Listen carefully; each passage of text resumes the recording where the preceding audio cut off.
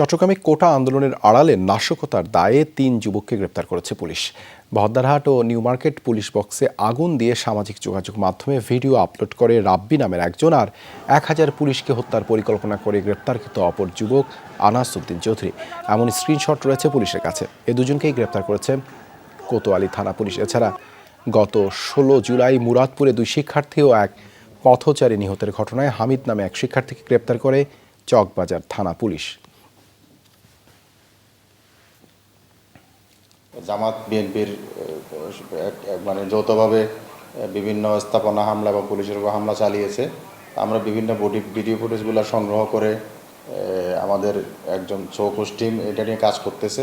জিজ্ঞাসাবাদে সে এই ৫ তারিখের ঘটনায় সরাসরি জড়িত ছিল, মানুষ স্বীকার করেছে এবং সে নিজেকে চকবাজার থানা ছাত্রদলের যুগ্ম আহ্বায়ক হিসাবে পরিচয় দিয়েছে।